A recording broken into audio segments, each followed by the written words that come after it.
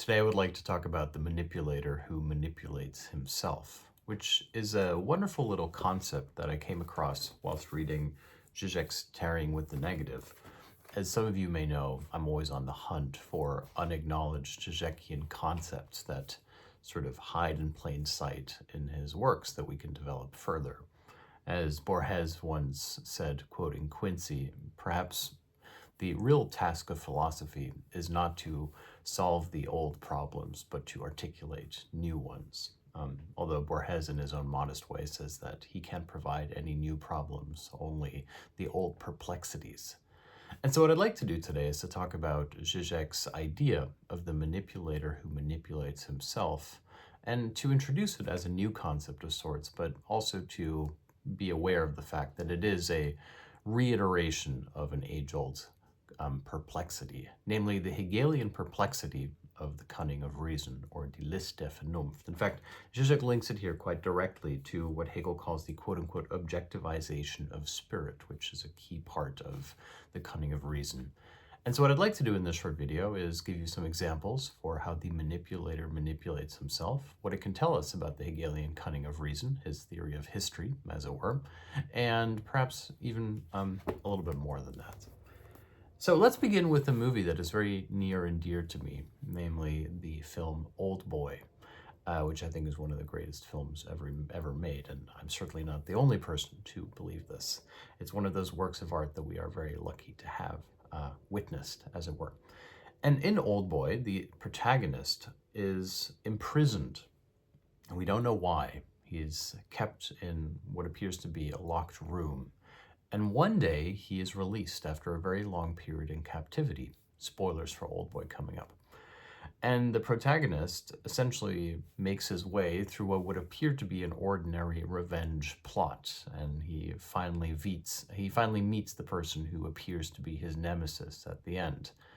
And yet, at this exact moment, the entire story inverts, and we come to realize that he was, in fact, not simply free, he was set free, which is to say, the person who was punishing him realized that the ultimate punishment wasn't imprisonment, but precisely to give him the illusion that he was free so that he might seek his revenge. And here we have a beautiful example of the concept of the manipulator who manipulates himself. In other words, the man or the subject who believes himself to be free and yet in his very actions creates the conditions of his unfreedom. Arguably, here we have the Marxist reiteration of the Hegelian objectivization of spirit. Consider the same logic for Marx's argument. Marx's argument is that within capitalism, it appears that we are manipulating nature so as to create commodities that essentially provide for human needs. And yet, secretly, the inverse is also true, which is to say, it's not just that we are creating commodities for humans, it is that capitalism is creating humans that might serve capital. In other words, the very way in which we live and act and conceive of ourselves, our life, and of nature becomes subject to capital's internal logic, its essential reproduction. And here we have what Hegel would have called the objectivization of spirit. Namely, how when we do A, spirit in and through us accomplishes what appears to be its opposite, namely B. And now we can go back to the Hegelian theory of the cunning of reason. And to understand this concept, it's perhaps important to note that when Hegel says reason, he doesn't just mean human reason as in logic or conceptual reason. He means reason with a capital R. So we could, for the sake of this argument, to simplify somewhat, substitute the word reason with history, the cunning of history. And Hegel's basic argument is usually interpreted along the following lines, which I caution you is the incorrect way, at least to my mind. It is usually interpreted as we have an a priori predetermined history, a kind of puppet master, a figure in the sky who directs our actions. And the way in which it is usually conceived of is that Hegel appears to argue that man's passions, the actions which he believes to be his own, based on his own free will, are nevertheless the secret, hidden machinations of a predetermined will or history, i.e. reason or what Hegel calls Geist. And yet, if we look more closely at this idea of the manipulator who manipulates himself, or the objectivization of spirit, we can see that things are not this simple. It's not that we have a predetermined outcome of history, and man is simply the passive agent, the automaton, who essentially does history's bidding. Instead, it is that the internal mechanism of history comes about by means of what appears to be a dialectical paradox. Namely, man acts in his freedom, and yet in his very freedom brings about the conditions that paradoxically essentially unfold as if retroactively revealing a hidden logic or truth. For example, Darwin has a quip about this, actually. Darwin is an astute thinker in terms of being aware of Hegel. Darwin at a certain point jokes that the central lesson of evolution is not that monkey contains the truth of man, but instead that man contains the truth of monkey. Which is to say, we like to think of evolution as we start with monkey and then we sort of advance so that we become man, and man is intelligent enough so that he can look back and realize that he started out as ape. However, Darwin says that strictly speaking, it's the other way around, and hence it's a bit of a quip. What if it was monkey's destiny, to use this word for a moment, to become man so that he might see himself? Think about this in terms of AI. We think of AI as something which we've created so that it can facilitate our needs, be like a personal assistant, etc. And yet, what if it's the other way around? What if AI is not the truth of man? What if man is the truth of AI? Namely, what if man is the vanishing mediator that had to exist so that AI might be created so that it might know itself? In this way, AI would look back on the ape in a way that we do today, as some kind of limited primate precursor to a higher form of intelligence or knowledge. Once again, it's not simply a linear movement as such. Now, to go back to the cunning of reason for a moment, this is precisely why Hegel calls it cunning or list, which is to say, reason, which we've substituted for history right now, doesn't simply move forward in a straightforward line. Instead, it's constantly looping back in upon itself, creating unexpected outcomes. In fact, Hegel's quip that the only thing we learn from history is that we never learn anything from history should be taken quite literally in this sense. That history moves, as Günter Grass might describe it, im Krebsgang, namely not forward, not backward, but as if sideways and also moving forward. The example that Hegel uses, I've mentioned it here before, is when the senators decide to assassinate Caesar, they believe that they are protecting the Republic. And yet in their very actions, they bring about the formal end of the Republic and initiate the rule of Caesarianism, the Augustinian rule. Here we have, once again, the cunning of reason, or the objectivization of spirit. The senators were not told to bring about the end of the Republic so that Caesar and Caesarianism might come to be. Instead, they were acting against it, and this very action brought about the thing that they were wishing to prevent. Now, does this simply make us blind? Like, does this mean that anything we do is doomed to fail and blow up in our faces? I don't think that's Hegel or Źižek's argument here. Instead, I think it's actually almost the other way around. It's to say that what appears to us as a success is often a failure, but vice versa, what appears as a failure often contains a hidden success. In French, this used to be called la précaution inutile, which is the subtitle to Mozart's wonderful opera, The Barber of Seville. And in this case, we have a father who doesn't want his daughter to be with the suitor, the barber. And so what the father does is he does everything in his ability to essentially make it so that the couple can't be together. And yet the more he does to prevent them coming together, the more they come together. Like he'll take a ladder and he'll move it, but then he places it in a place where the suitor can more easily access his daughter, etc. The point being, here we even have the Freudian message, which is to say, the more the fatherly prohibition says you can't be with the man, the more she's going to want to be with the man. Here we have the useless precaution, la précaution inutile.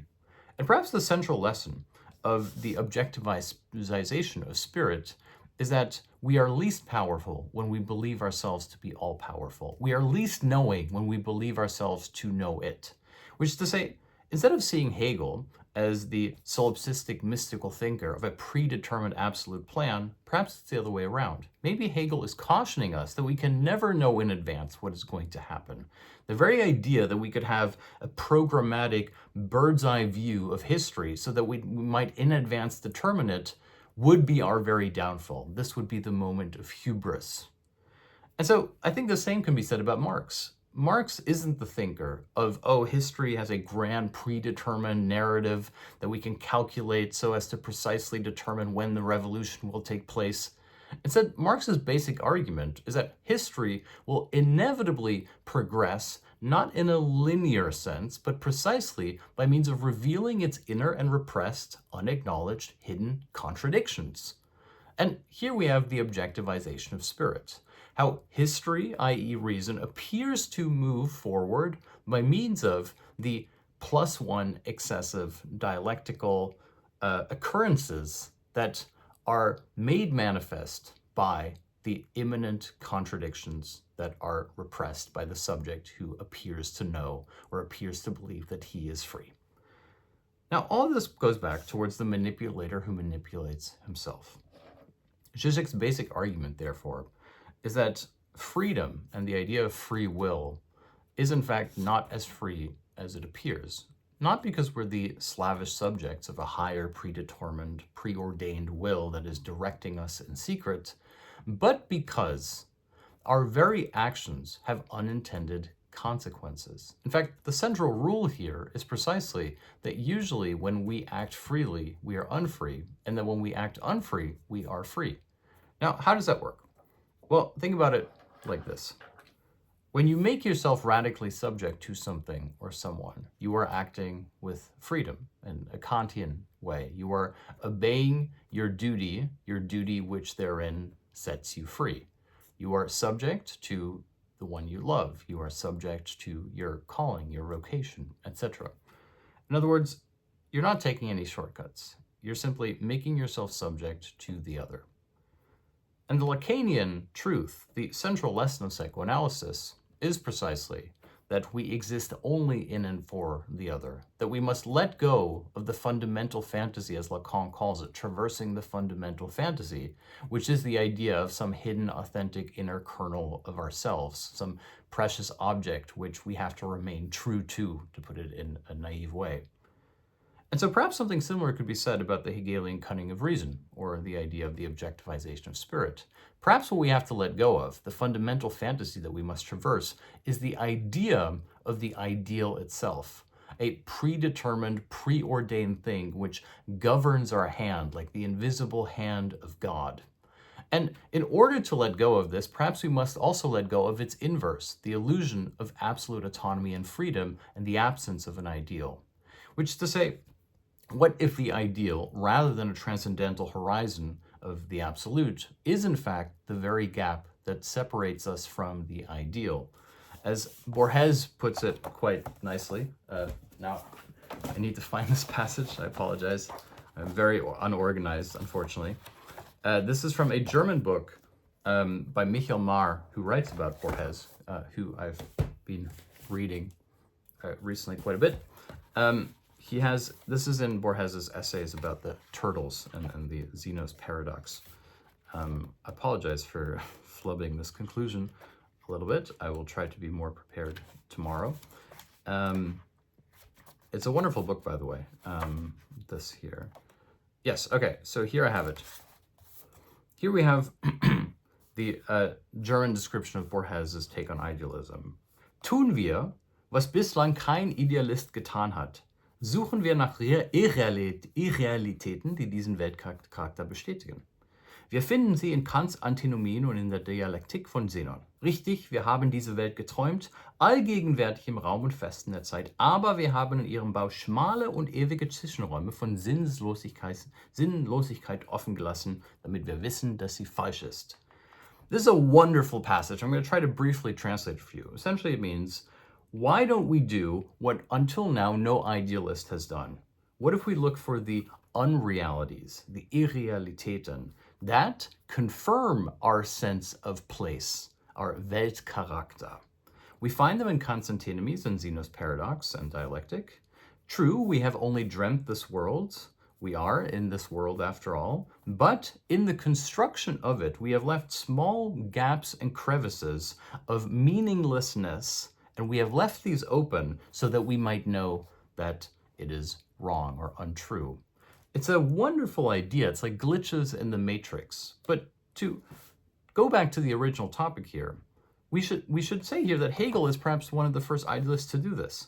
What no idealist has done, to look for Irrealitäten, for cracks or glitches in the matrix, which is to say, Hegel is precisely the one who doesn't posit that there's an absolute reason that governs our actions as if guided by a hidden hand. Instead, Hegel's point is that it's precisely because we are free that we are able to act in a way that appears to bring about what looks like this absolute substance, this unfreedom, the manipulator who manipulates himself. And perhaps that to be truly free is therefore to understand this objective spirit, which is to say, so that monkey is not simply the truth of man, but that we are the truth of monkey. And so to simplify someone, because I realize that I'm losing myself in abstractions here, the Hegelian idealism here is quite unique because it essentially posits not, as some people might say, that there is an ideal in the sky from which we are mere emanations, that we are automata following in its footsteps.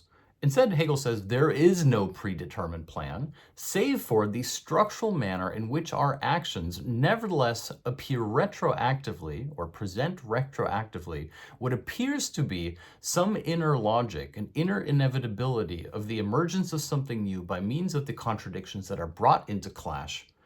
And if we might know these patterns, then we might achieve true or higher knowledge, what Hegel calls Vernunft. Namely, not mere Verstand in the world, empirical knowledge, but Vernunft, the knowledge as to the content in the structure of our very actions, the positing of the presuppositions, as he puts it in Hegelese. And so now we're back at the idea of the useless precaution, la précaution inutile. The more we simply try to live as empirical, rational-minded subjects who leave behind the absolute, the more likely we are to dabble in superstitions. It's like the secular world that believes itself to be post-God, but in a sense has simply universalized the idea of God into spirituality. Likewise, to be an idealist today isn't to believe in some kind of pie-in-the-sky theory of the absolute that we might someday know. This is an outdated form of metaphysics that no longer can be tenable after Kant and certainly not after Hegel. Instead, it is essentially to believe that we must identify how the manipulator is always himself manipulated in advance. And if we can identify how this occurs, then we have achieved some kind of truth. Once again, I direct you back to the example of capitalism. The capitalist critique essentially accomplishes this Hegelian move by saying that what appears to be the facilitation of human needs, the creation of commodities and wealth, is in fact in its inverse also the process by which capitalism produces human subjects so as to recreate itself. Here we have the manipulator who manipulates himself, the capitalist subject who believes himself to be free and yet who nevertheless is unfree, becomes the puppet, as it were, of capital. And now you can see how the original false idea of the Hegelian absolute, the puppet behind the veil that guides our actions, is in fact right here in our very, if you will, the dark side of the moon of our actions, the inverse of what we appear to be the consequences of our rational free will. And perhaps we could extrapolate from this also when it comes to artificial intelligence. Artificial intelligence appears to be the ultimate tool that facilitates and services human needs. And yet, what if it is also the other way around? What if artificial intelligence, like capital, will create humans in its own guise so as to service it? What if we are already servicing artificial intelligence by means of inputting our data, our every thought, our every worry and fear and desire and dream into its systems? And so this is the cunning of reason. This is the objectivization of spirit. This is the manipulator who manipulates himself, the process by which what appears to be us working towards one goal nevertheless creates its inverse, how its goal is using us to service it. And knowing this process and how it works is, for Hegel, the highest form of knowledge. Thank you very much for listening today, and I will see you tomorrow.